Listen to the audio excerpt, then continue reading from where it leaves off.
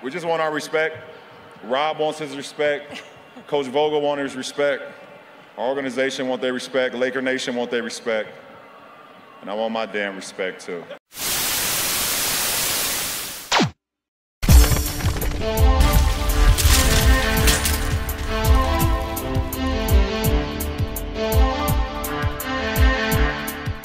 What up, JP Nation? This your boy JP, and man, thank y'all so much for 700 plus subscribers here on my YouTube channel. I appreciate the love and support you have given towards my channel. We are very, very close to getting 1,000 subscribers. One team and one dream.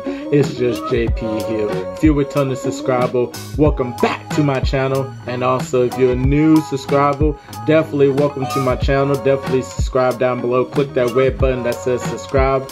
Definitely click that notification bell so you can get more notifications when my next video is and everything. And check out my other basketball content from Kobe Bryant to Steph Curry, among others here too as well on my channel.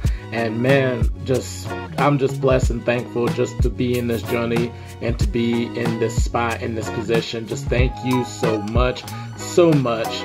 I mean, I love y'all to death, man. Without y'all, I wouldn't be where I'm at. So let's go ahead and get into the topic for today. I thought I might as well just go ahead and just let y'all know that NBA free agency has been crazy. I mean, crazy. Oh my goodness. And you seen that the Lakers decided to do a pretty good move. We've been kind of criticizing the Lakers the past 2 years because they didn't really get like shooters. So shooting was one of the problems that the Lakers have. And what did they do? They got themselves some shooters around LeBron. They said LeBron cheated to make this team and all that. He didn't cheat. Come on now. He did not cheat. This team, they got a bunch of shooters. They got Kent Bazemore from the Warriors. They got Wayne Ellington. They got Malik Monk. They got Kendrick Nunn. They got Trevor Ariza, who can shoot the basketball too as well. They got themselves some shooters. I mean, goodness gracious, man. You know, that's the thing. You know, we've been criticizing the shooting. So their offense is going to be really good this year and all that. And then if LeBron stays healthy and AD stays healthy, who is going to beat this Lakers team? Who is really going to beat this Lakers team? You know, the Nets, the Bucks, the Suns, the Warriors coming back fully healthy, the Clippers, the Utah Jazz, Denver Nuggets. Who knows? This Lakers team looks really good. And they got Carmelo Anthony. I forgot about Melo. They got Melo on a 1-year deal. A straight shooter and everything that people didn't believe that he couldn't play in the NBA any longer. And he proved them wrong in Portland. So that's a loss on Portland right there to lose Carmelo. I'll just say that right now. So, and they got Dwight Howard back. After a year stint in Philly, definitely bringing in like the big man moves and everything with Marc Gasol, you know, in that center position. So the Lakers are looking really good. This roster that they have here that they combined together is an aging roster. They got Russell Westbrook too as well from a trade. So I mean, what type of offense are we looking at? I mean, we're looking at a fast tempo offense, you know, with Russell being the prime dominant ball handler, probably the way he, you know, gets, you know, to score, the way he moves that ball up and down the court, going north to south like a Jason Kidd. Is LeBron going to keep up with that tempo? Is he going to like the tempo? Is LeBron going to play off the ball? Hopefully AD stays healthy. AD might end up playing the 5 position. Just because, you know, they probably might, you know, get some young guns right there to, you know, run up and down the court. So, I mean, you can make a really good starting 5. I mean, you can make a really good starting 5 with this roster. You know, you can make a really good starting 5. So, you know, like I said, this is an aging roster. You see LeBron is 36. Marc Gasol, 36. Dwight Howard, 35. Russell Westbrook, 32. Kent Bazemore, 32. Wayne Ellington, 33. Carmelo Anthony, 37. Trevor Ariza, 36. this is a really aging roster. Could they get this done in this type of game in basketball today where it's fast-paced and a lot of scoring?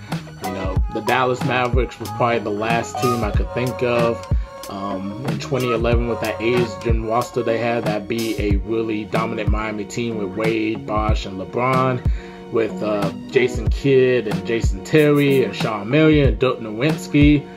The Boston Celtics in 08 with that aging roster they had. The Miami Heat in 06 with the aging roster with Shaq and James Posey and Gary Payton, Alonzo Mourning, a lot of people, you know. So it can be done. It can be done.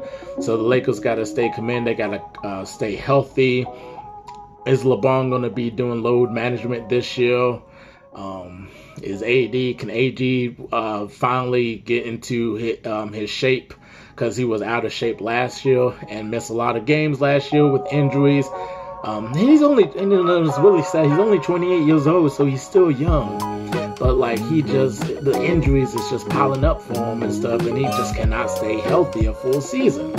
So, and then also, you know, with the shooting that they have here too as well, there's also questions of, like, especially in the playoffs, you know, Melo, you know, he only been to one Western Conference Finals. You know, he's been just bounced out in the first round. So when they get deep in the playoffs, is he going to perform really well shooting-wise? You know, Kent Blazemore getting further in the playoffs with a little bit of playoff experience. Wayne Ellington, Malik Monk, Kendrick Nunn, you know, like, this is, you know, you got to really trust this team, especially if you go deep in the playoffs, to shoot the basketball, to score the basketball, play offense, do their roles. You know, you got to really do your roles here. You know, that Trevor Ariza was a very underrated, sneaky move. A guy that plays defense and is a three-point shooter too as well. That was a pretty good one. And speaking of defense, that's another concern for the Lakers, is the defensive efficiencies and all that. You know, there's probably like a couple people on the roster that could play defense. Anthony Davis, he stays healthy. LeBron, if he really wants to. Dwight Howard. Trevor Ariza. So that's going to be a question mark, is how good is the defense is going to be. And they also kind of lack in size too as well, only having, like, you know, Gasol, Howard, and Anthony Davis. Are we going to see Giannis's brother Kostas Antetokounmpo? Is he going to get some playing time, you know, like in the power forward center position with his size and stuff? We just don't know. Are they just going to beat him with small ball? So that's just a lot of questions with the Lakers roster they have. Frank Vogel likes that up-tempo offense.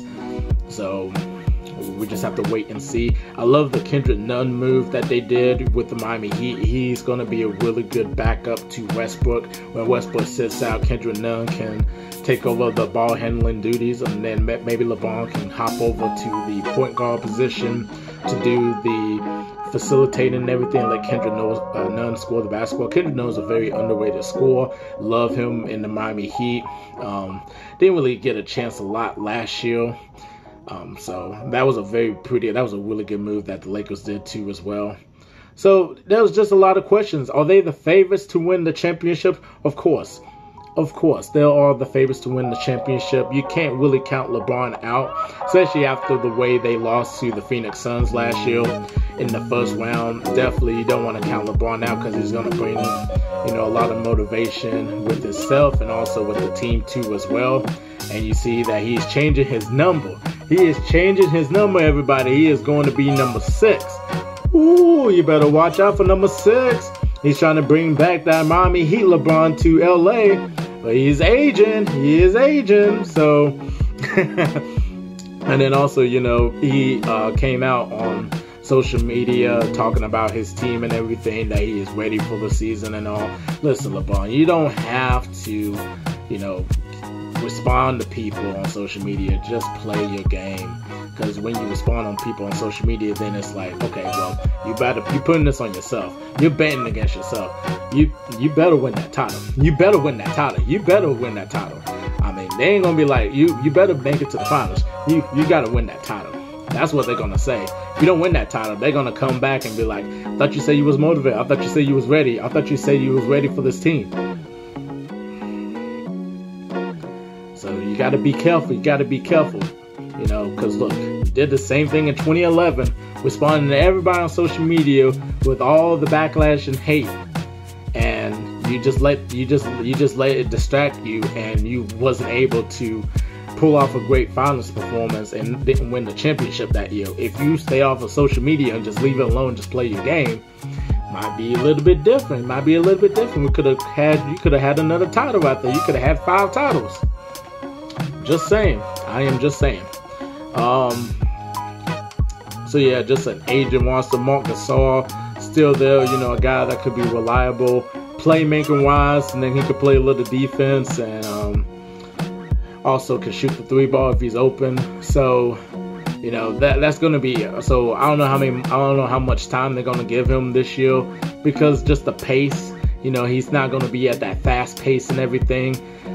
It's going to be like a slow pace. So this is going to be an interesting season for the Lakers. This is going to be an interesting season, and you know, hopefully, you know, the Lakers can make some noise this year. The Brooklyn Nets is looking really, really good. You know, getting Harden, Kyrie, KD, Patrick Mills coming from the Spurs, Blake Griffin coming back.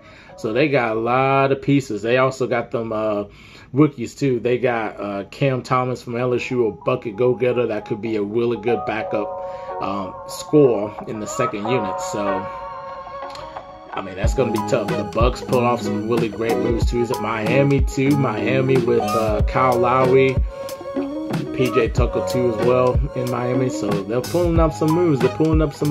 Philadelphia, they don't know what they're going to do with Ben Simmons yet. We just have to wait and see. You know, the Warriors coming back with them 2 really good draft picks in Moses Moody and Jonathan Kuminga from Congo, and also having the back Klay Thompson fully healthy, and getting Otto Porter Jr. That's a pretty good move. That was a pretty good move on the Warriors' part. So in the Suns, getting JaVale McGee and getting a little bit more size. So, and Chris Paul coming back to the Suns. It's going to be tough right there. It's going to be a tough road for the Lakers. It's going to be a tough road. If I was the Lakers, I would try to get like a high seed. You don't want to be like a low seed and go up against some really good teams, especially like Utah and Phoenix. I would recommend to get that high seed. They got to get that high seed. They got to win games this year. They have to win games this year with this roster. So the offense is looking really good. Now, here is my prediction here. Is the Lakers going to win the championship?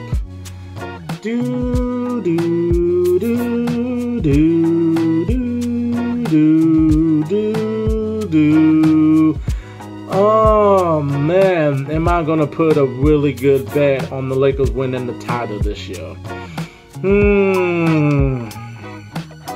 I gotta see the chemistry with Westbrook and LeBron and AD. Hopefully Westbrook can like relieve some of the ball handling duties and not think that he's the main guy on the team like Dennis Schroeder did last year and asking for more money. So hopefully he'd be able to kind of back off a little bit. We got to see the health of AD. We got to see the health of LeBron. If they can play, you know, fully healthy, they might have to do some load management since that's the thing nowadays in the NBA. So it really just depends on just health and could they shoot the ball consistently each game? I think they could. Or they be able to use less of their size to win games. Of course you could, but like I said, they're just lacking in size. So man, that's gonna be a tough one. I have to see what the season's gonna be. I have to see how they play the first game. So hey, give me your thoughts on the Lakers roster. How impressed is the roster to you? What kind of moves did you like? What kind of moves you didn't like? Do you see them going to the finals? Do you see them winning a championship? Just comment down below and tell me your thoughts on the Lakers. Definitely, if you like this video, give it a thumbs up. Definitely subscribe down below if you're a new subscriber to check out more basketball content. Definitely follow me on social media. It's going to be right there on the description and also here on this video too as well.